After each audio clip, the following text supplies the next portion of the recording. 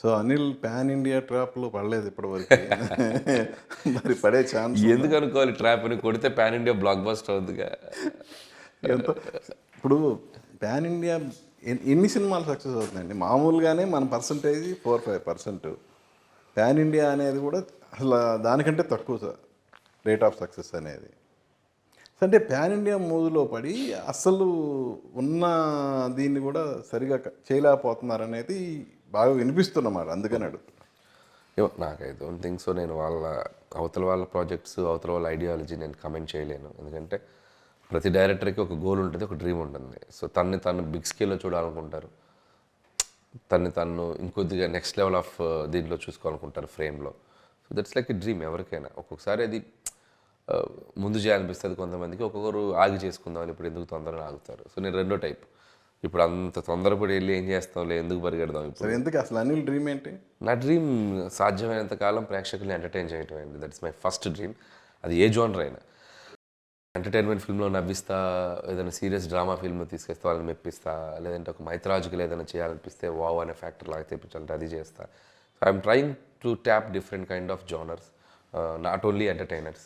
ఎందుకంటే ఇప్పుడు నాకు ఒక బలం, ఒక strength of audience, core of audience మన సినిమాలు చూడటానికి ఇంట్రెస్ట్ చూపిస్తున్నారు. ఇలాంటప్పుడు can do experiments on and ఆఫ్గా ఎప్పుడన్నా, in between, not every film. అక్కడక్కడ ఏదైనా మంచి ఫిలిమ్స్ అటెంప్ట్ చేయడానికి ఒక ధైర్యం ఉంది. ఓ వీడేదో డిఫరెంట్గా ట్రై చేశాడు అని రెగ్యులర్ ఆడియన్స్ కూడా వచ్చి చూసే అవకాశం ఉంటుంది. So I want to build my career first in that way. కొద్దిగా బిల్డ్ చేసుకొని అందులో భాగంగానే మీరు భగవంత్ కేసరి చేశారు, సక్సెస్. అందుకే ఇంకొకసారి ఇంకొక అటెంప్ట్ చేస్తాను చూసుకొని. That's like I do different genres. అంటే దానికి ఏమైనా ప్రిపరేషన్ ఏమన్నా ఉందా? ప్రిపరేషన్ ఏముండదండి, మా ఆలోచిస్తుంటే ఎప్పుడో 2-3 ఐడియాలు తగులితే దాన్ని బ్రాకెట్లో తీసి పాకెట్లో పెట్టుకుంటాం. టైం వచ్చినప్పుడు. అలా ఎన్ని ఉన్నాయి ప్యాకెట్లో? పాకెట్లో ఉన్నాయి ఒక 3-4 ఉన్నాయి. ఓకే.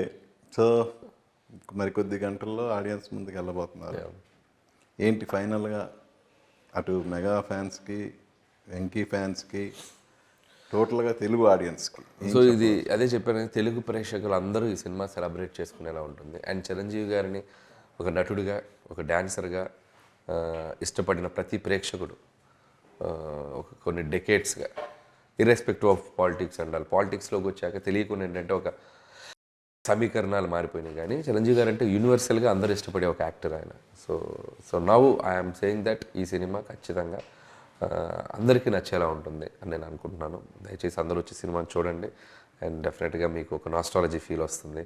అండ్ చిరంజీవి గారు అద్భుతమైన నటన, ఒక అద్భుతమైన డ్యాన్స్లు ఓపిక తెచ్చుకొని ఆయన చేసిన ఎనర్జీ మీరు ఆల్రెడీ సాంగ్ చూశారు. And to entertain you at the end of the day, మిమ్మల్ని ఎంటర్టైన్ చేయడానికి. ఆయన రిలాక్స్ అవ్వచ్చు. ఆయనకున్న క్రోర్స్ ఆఫ్ మనీ కానీ, ఆయనకున్న స్టేటస్ కానీ, ఇట్స్ నథింగ్. హ్యాపీగా రిలాక్స్ అవ్వచ్చు. But still he wants to do something for the public to entertain them. So చేస్తున్నారు కాబట్టి yes, we do respect as Chiranjeevi garu. And give it try, వచ్చి చూడండి. అలాగూ ఆయన అభిమానులు వచ్చి చూస్తారు, సినిమా చూసే ప్రేక్షకులు వచ్చి చూస్తారు. ఒకవేళ ఆయన సినిమాలు చూడను అనుకున్న వాళ్ళు కూడా దయచేసి వచ్చి చూడండి. అండ్ యూ లవ్ చిరంజీవి గారు. Thank you.